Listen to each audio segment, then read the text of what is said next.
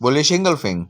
Bullish engulfing की एक पहचान ये है कि जब एक ग्रीन कैंडल एक रेड कैंडल को ग्राफ की निचली सतह पे बिल्कुल मुकम्मल तौर पर ढांप लेता है तो ये एक बुलिश एंगल्फिंग पैटर्न होता है।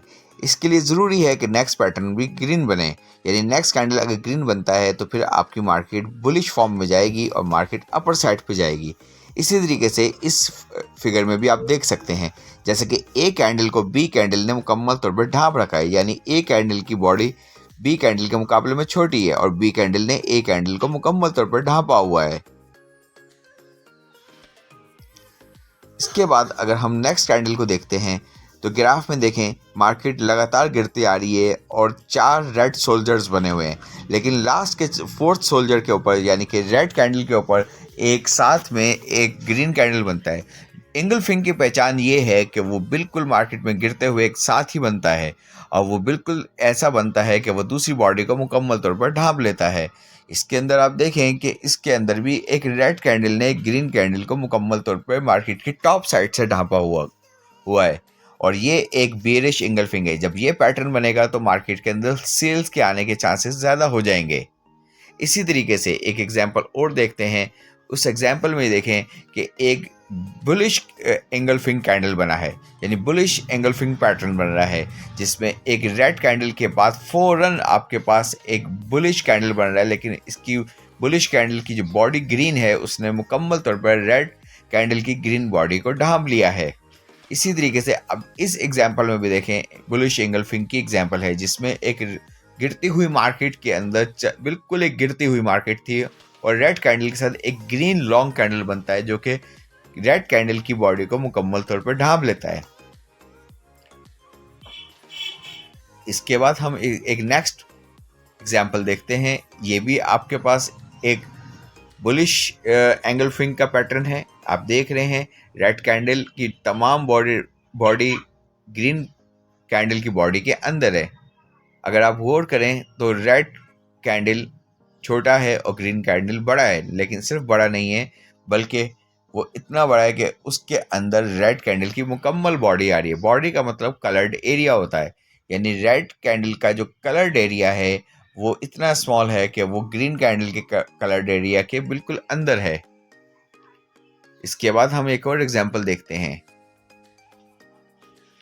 देखें एक रेड कैंडल है, उस रेड कैंडल के बाद एक ग्रीन कैंडल बन रहा है, लेकिन रेड कैंडल का जो कलर्ड एरिया है यानी जिसको हम बॉडी बोलते हैं वो छोटी है और जो ग्रीन कैंडल की बॉडी है वो बिल्कुल रेड कैंडल की क्लोजिंग बॉडी के साथ शुरू होता है और बिल्कुल टॉप तक चला जाता है और उसकी पूरी बॉडी को कवर कर लेता है।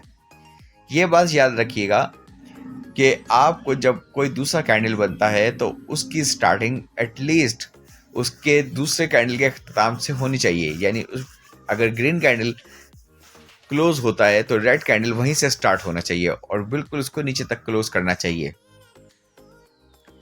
दोबारा से आप बुलिश एंगल्फिंग कैंडल की एग्जांपल देख रहे हैं।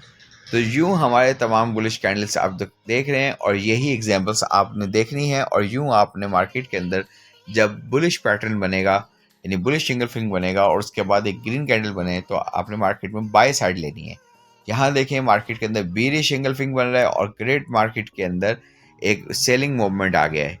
इस तरह की एग्जांपल में आपने हमेशा सेल्स में बैठना है क्योंकि इसके टॉप के अंदर ग्रीन कैंडल के बाद एक रेड कैंडल ने मुकम्मल तौर पर उसको ढांप लिया है।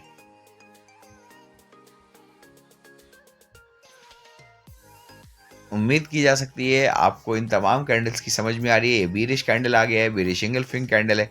बेरिश एंगल्फिंग की पहचान के अब आप समझ चुके हैं कि हमेशा जब एक कैंडल दूसरे कैंडल की बॉडी को ढांप लेता है तो वो एंगल्फिंग होता है। लेकिन ज़रूरी है कि जब गिरती हुई मार्केट है तो उस गिरती हुई मार्केट के अंदर सबसे पहले ये बात याद रखें कि सबसे लास्ट कैंडल जब गिर रहा होगा तो रेड होगा और उसके बाद ग्रीन कैंडल बनेगा और ग्रीन कैंडल रेड कैंडल की बॉडी को ढांप लेगा। इसी तरह चढ़ती हुई मार्केट के अंदर ग्रीन कैंडल के बाद रेड कैंडल जिस तरह के आप देख रहे हैं वो बनेगा और वो ग्रीन कैंडल की बॉडी को ढांप लेगा।